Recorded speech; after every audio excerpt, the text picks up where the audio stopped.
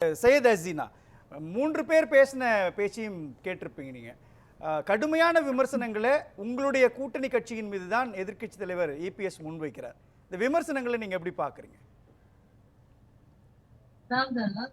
மாண்புமிகு நம்மளுடைய முதல்வர் அவர்கள் ஒரு ஊரக அமைச்சராக இருந்த போதே பெண் தொழில் முனைவருக்கு தமிழ்நாட்டுல கிட்டத்தட்ட 1,75,493 மகளிர் சுய உதவி குழுக்களை நிறுத்தி பெண்களுக்கு அதிகாரம் அளித்தார். தற்போது முதல்வர் ஆகிய பிறகும் நான் பெண்களோட ஆங்கிள் இருந்து தமிழ்நாடு மகளிர் காங்கிரஸ் மாநில தலைமை பெண்களோட ஆங்கிள் இருந்து பேசுகிறேன்.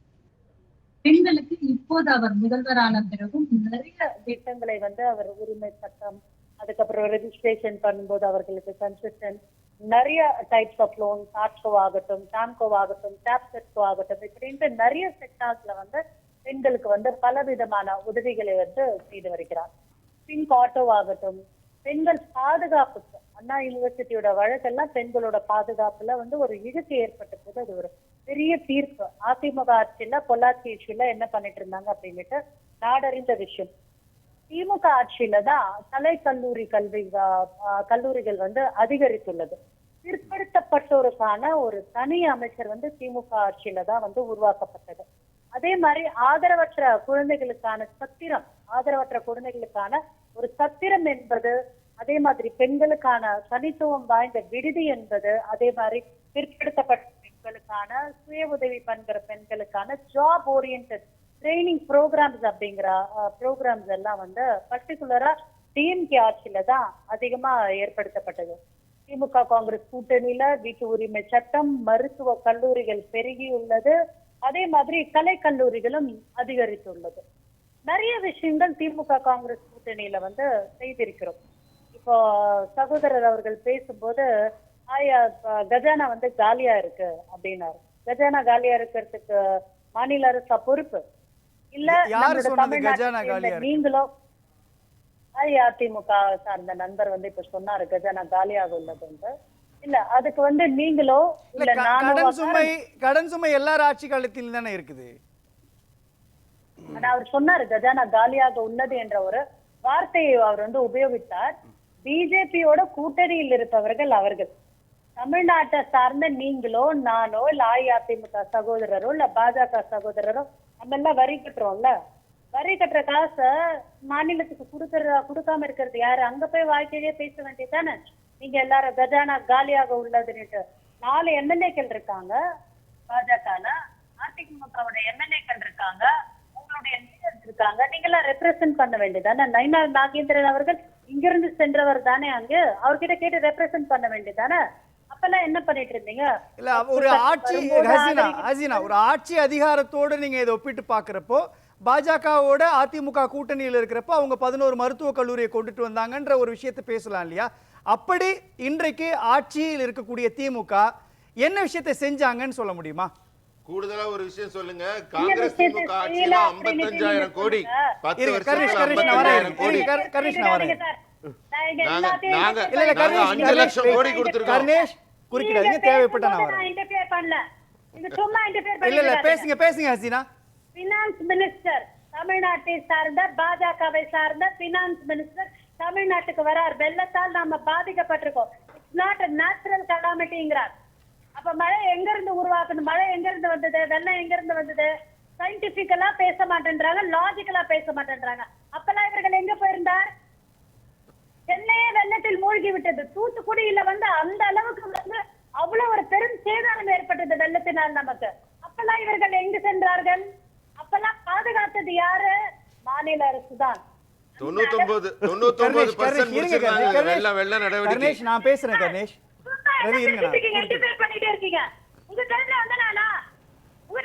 ஹசீனா நீங்க பேசுங்க, பதிவு பண்ணுங்க. இல்ல கர்ணேஷ் சரியான பார்வை இல்ல. கர்ணேஷ் இருங்க, கர்ணேஷ் நான் வரேன். இல்ல வேண்டாம், 3 பேர் அமைதியா இருங்க.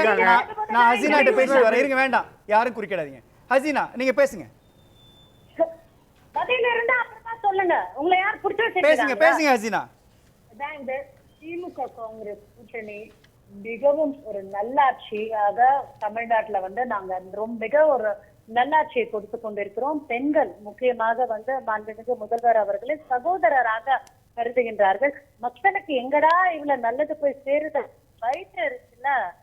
முன்னாள் முதல்வர் இபிஎஸ் அவர்கள் he is not an elected representative. அவர் ஆக்சிடென்டலா முதல்வர் ஆனார். அவர் ஒரு தேர்தல் அப்படிங்கிற தேர்தல்ல அவருடைய ஆளுமைக்கு மக்கள் கொடுத்த ரவி ரவி ரவி ரவி ரவி இருங்க ரவி இல்ல இல்ல ரவி ரவி தவறு தவறு ரவி இருங்க நான் வரேன். ஒரு ஓட்டுல இல்ல ரவி ரவி ரவி என்ன தவறு இருக்கு? இருங்க ஒரு நிமிஷம் இருங்க. தேர்ந்தெடுக்கப்பட்ட முதல்வர் தேர்ந்தெடுக்காமல் என்ன வருது? திடீர்னு உள்ள வந்துட்டாரா? தேர்ந்தெடுக்காமல் வந்த ஒரு முதல்வருக்கு மக்களால் தேர்ந்தெடுக்கப்பட்ட ஒரு முதல்வர் மக்களுக்கு நல்லது பண்ணா பொறுத்து கொள்ள முடியுமா? அதனால தினமும் ஒரு அரசியல் நாகரிகத்தை மீறி தினமும் ஒரு ஸ்டேட்மெண்ட் விடுகிறார். பத்திரிகையில பார்த்து தெரிஞ்சுக்கிட்டார் முதல்வர் ஆயிட்டாரு. எல்லா விவாதத்திலையும் உறுப்பினர் சொல்லி தானே நிறுத்துறீங்க. ரவி ரவி ஒரு நிமிஷம் இருங்க. ரவி குழந்தை ஒரு நிமிஷம்.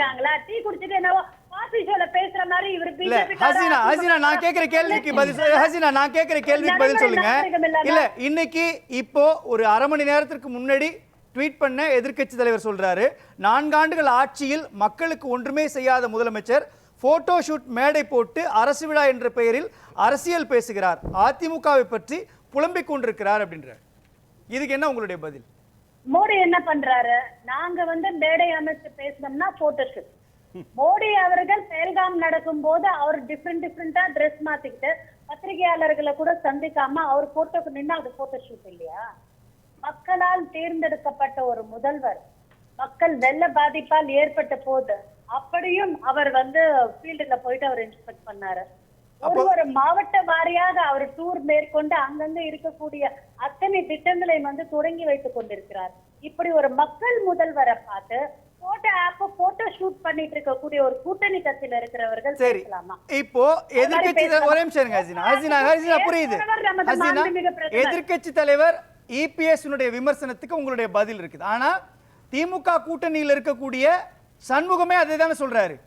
பல திட்டங்கள் அரசினுடைய திமுகவுடைய தேர்தல் அறிக்கையில சொன்ன விஷயங்கள் நிறைவேற்றப்படல. ஏறக்குறைய 98% மேல அவங்க நிறைவேற்றல. அதை நீங்க மக்கள்கிட்ட போய் கேளுங்க அப்படின்றாரு.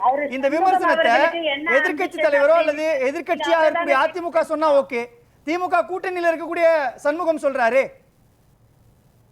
சார் சண்முகம் அவர்களுக்கு என்ன ஆம்பிஷன் இருக்குன்னு யாருக்கு தெரியும்? அவருக்கு ஏடிஎம்கே மேல பற்று இருக்கலாம், இல்ல பாஜக மேல பற்று இருக்கலாம். அதனால அவர் கூட்டணியில இருக்கிறாரு. முடியாது சார். மார்க்சிஸ்ட் கம்யூனிஸ்ட் கட்சியோடைய அது முக்கியம். கூட்டணி கட்சி தலைவர் அவரு. மார்க்சிஸ்ட் கம்யூனிஸ்ட் கட்சியோடைய மாநில செயலாளர். மார்க்சிஸ்ட் கம்யூனிஸ்ட் கட்சியோடைய மாநில செயலாளர் சண்முகம் சொல்றாரு. கடுமையான விமர்சனம். அது அவர்கிட்ட போய் கேளுங்க. நாங்க சொல்லல, எங்க தலைவர்கள் யாரும் சொல்லல. எனக்கு என்ன இயல்பா புரியலன்னா இல்ல எனக்கு என்ன எதிர்க்கட்சி தலைவர் சொல்லும் பொழுது அதுக்கு ரியாக்ட் பண்றீங்க இல்லையா? உங்களுடைய திமுக கூட்டணியில் இருக்கக்கூடிய ஒரு கட்சி சொல்லும் பொழுது அவர்கிட்ட போய் கேளுங்கன்ற வார்த்தை வாதம் சரியா? திமுக கூட்டணி என்று திமுக ரெப்ரசன்டேட்டிவ் கேக்குறாங்க. நான் காங்கிரஸ் ரெப்ரசன்டேட்டிவ். இல்ல உங்க கூட்டணியில் இருக்கீங்கன்றதுனால அந்த கேள்வி கேக்குறேன். எங்க கூட்டணி திமுக ஆட்சி நடந்து கொண்டிருக்கிறது, அதை பத்தி பேச சொன்னீர்கள் என்றால் பேசலாம். ஒரு தனி நபர் விமர்சனத்துக்கு அது ஒரு கட்சியோட கருத்து கிடையாது. இல்ல ஒரு மாநில செயலாளர், இல்ல ஒரு கட்சியினுடைய மாநில செயலாளர், திமுக கூட்டணியில் இருக்கக்கூடிய பிரதானமான கட்சி அது நடவடிக்கை எடுக்க வேண்டும். அது அவர்கள் கட்சி நடவடிக்கை எடுக்க வேண்டும். ஒரு தனிநபர் கருத்துக்கெல்லாம் கூட்டணி இல்ல இது தனிநபர் கருத்து இல்ல. இல்ல இல்ல இல்ல கூட்டணி கட்சி தலைவர் ஹசீனா ஹசீனா ஹசீனா ஒரு நிமிஷம். இது எதிர்க்கட்சி தலைவர் சொல்றாருன்னா நான் கேக்குறேன். நான் அதிமுகவுடைய பொதுச் செயலாளர் சொன்னார்னு கூட நான் கேட்கல. நான் இல்ல ஒரு நிமிடம். அதாவது இப்போ மார்க்சிஸ்ட் கம்யூனிஸ்ட் கட்சியுடைய தலைவருடைய ஸ்டேட்மெண்ட்டை சொல்றதுனால சொல்ல வேண்டியிருக்கு. திமுக ஆட்சி பல மக்கள் நல திட்டங்களை செய்திருக்கிறது என்று அவர் சொல்லியிருக்கிறார். செய்ய வேண்டிய விஷயங்களும் நிறைய பட்டியலிடப்பட்டிருக்கு. குறிப்பாக கடந்த ஆட்சி காலத்திலிருந்து இந்த ஆட்சிக்கு வந்தபோது சில நலத்திட்டங்கள் தொய்வடைந்திருக்கிறது, அதையும் செய்யணும். 98% சொல்லியிருக்காரு. இல்ல சொல்லியிருக்காரு. தவறான இன்டர்பிரேஷன். 98% வரை தவறான இன்டர்பிரேஷன். இல்ல தவறான இன்டர்பிரேஷன் கிடையாது. அதான் சொல்றேன் இருங்க. தெளிவா சொல்லிருக்கார். இல்ல அதெல்லாம் கிடையாது. சொல்லியிருக்காரு. 98% சொல்லல. அது தவறான இன்டர்பிரேஷன். இல்ல அதுல சண்முகம் அவர்கள் சொன்னது மிக முக்கியமானது.